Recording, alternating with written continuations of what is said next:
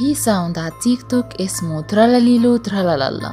لو سمعت الاسم تحسه من هزار، بس الحقيقة ده بوابة لعالم اسود، عالم فيه سب وقلة أدب، فيه رموز ضد الدين، فيه تمساح بيرمي قنابل على أطفال غزة، وعالم بيعجب بيه أطفالنا وهم بيضحكوا. تعال معايا ورا الحيطة وشوف ازاي الترند ده بوظ دماغ جيل كامل. وما تنساش، ورا كل حيطة في صوت، وورا كل قصة في سر. أنا رحمة السروجي، وده بودكاست ورا الحيطة. اقفل النور والبس السماعات وخليني أخدك رحلة ورا الحيطة.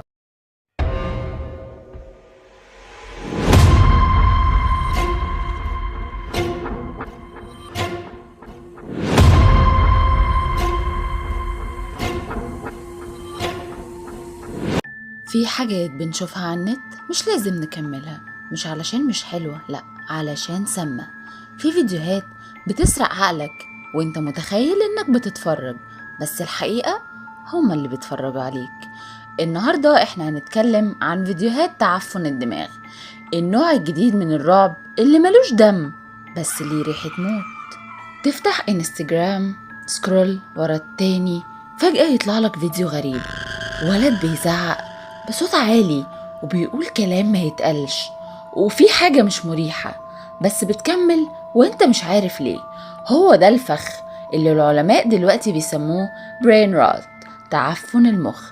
حاجة كده بتتسرب لعقلك من غير ما تحس. ناس كتير بدأت تلاحظ النوع ده من الفيديوهات من كام يوم. الفيديو اللي انتشر على اليوتيوب بعنوان فيديوهات بتسبب تعفن الدماغ وفيها ألفاظ قذرة وفي تحذير صريح ما تعرضش النوع ده من المحتوى لأطفالك.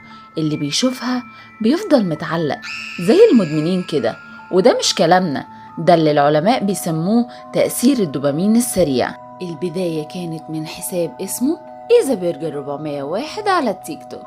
الراجل ده طلع أول ساوند اسمه ترالاليلو ترالالا.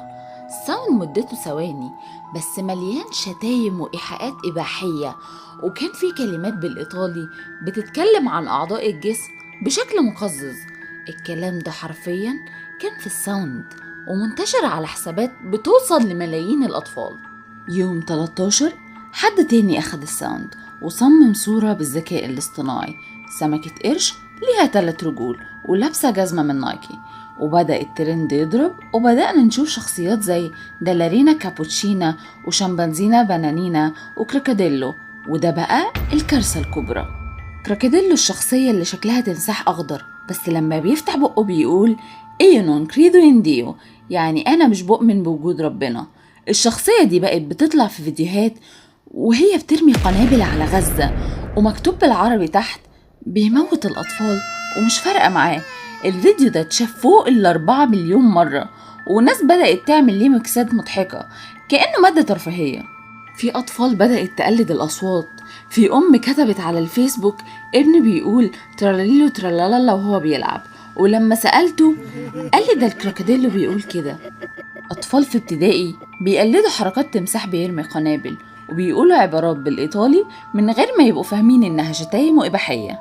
في تعليق تاني على الفيسبوك بيقول ابني بقى بيقول ألفاظ أنا عمري ما سمعتها، ولما سألته طلع شايف الفيديوهات دي على الانستجرام.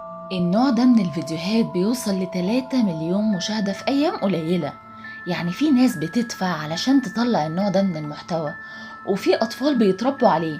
هنا بقى الكارثة مش في الفيديو، الكارثة في السكات. تخيل ابنك بيتفرج على طفل زيه بيشتم وبيقل أدبه، دماغه بتسجل المشهد وبتقول إن ده شيء طبيعي، بس هو مش طبيعي.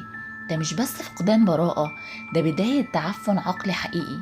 كأن الفيديو ده عامل زي عفن بينتشر في الدماغ، بيبدأ بريحة وبينتهي بجثة. وبعد كده الترند كبر لدرجة ان لعيبة الكورة استخدموا الساوند في احتفالاتهم، وشركات طيران ومشروبات بدأت تحط لوجو منتجاتهم على الشخصيات. دالارينا كابوتشينا ظهرت في اعلان لمشروب طاقة، وكروكوديلو اتطبع على تيشيرت الاطفال، وكل ده تحت اسم ترند. بس هو مش ترند، ده غسيل مخ. وسط كل الضحك والميمز محدش اخد باله ان الترند ده شال خط احمر ضد الدين وضد الطفولة وضد الانسانية. والأجانب كتبوا مقالات بيقولوا فيها ليه بتضحكوا على الناس دي، دول مش فاهمين، مش لازم تستهينوا بيهم عشان هم جهلة وما يعرفوش الترندات دي.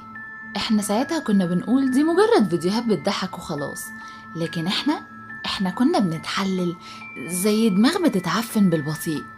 واوعى تفتكر انك بس بتتفرج، انت جوه اللعبة، وكل فيديو زي ده بيسرب نقطة سم جديدة لجواك لحد ما تلاقي نفسك بتضحك على حاجات المفروض تخوف وتتبلد، وبتبقى واحد من اللي عندهم تعفن في الدماغ.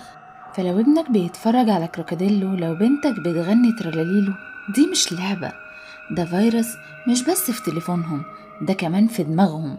الترند بدأ كأنيميشن غريب على التيك توك، أسماء تافهة وأصوات شبه أغاني الأطفال، بس التكرار والتوقيت ونبرة الصوت كلها مدروسة، بتشتغل على اللاوعي وبتستغل لحظات السكون اللي الأطفال بيبقوا لوحدهم فيها، وتبدأ تزرع خوف مش بيبان بس بيزيد. وفعلا في أطفال بدأت تعاني من هلوسة وأرق واضطرابات في الكلام ورفض تام إنهم يبعدوا عن الشاشة. واحدة منهم قالت لمامتها لو قفلت التليفون شمبانزينا هتخرج وتخطفك. انتوا فاهمين ده معناه ايه؟ يعني عقل الطفل ما بقاش ملكه، بقى مشترك ما بينه وبين شخصية معمولة بأسلوب برمجة كويس. هتشوف عيونهم بتتحرك من غير ما يرمشوا، صابعهم بتكتب كلام عمرهم ما سمعوه، وهم بيضحكوا ضحكة واسعة مش طبيعية، ضحكة متثبتة على وشوش ما فيهاش روح، وانت واقف مش قادر تتنفس لأن ابنك بيقولك بابا كروكوديلو قال إن أنا أقتلك، وإلا هو اللي هيقتلني. وساعتها بس مش هتقدر توقفهم ولا تشيل اللي شافوه، لأن الفيروس خلاص خرج من الشاشة ودخل البيت، وممكن يبقى دخل عقلك انت كمان. لو لسه شايف ان دي مبالغة، جرب تبص في موبايل ابنك، شوف بيتفرج على ايه، اسمع كويس، مش كل حاجة تكون بتضحك، ومش كل صوت في الخلفية جاي من جوه بيت. ابنك مش محتاج مرعبين في الشارع دلوقتي، يكفي بس الموبايل اللي في ايده. افصل الانترنت شوية وخلي عينك على اللي بيشوفه قبل ما تلاقي عيونه شايفة حاجة تانية انت مش شايفها. احنا حذرنا، وورا الحيطة لسه في حاجات مستخبية. وفي نهاية حلقتنا أتمنى تكون القصة عجبتكم. لو قلبكم لسه ثابت ومكملين معانا، ما تنسوش تشتركوا في القناة وتفعلوا الجرس علشان يوصلكوا كل صرخة جديدة من ورا الحيطة. أنا رحمة السروجي، وده بودكاست ورا الحيطة.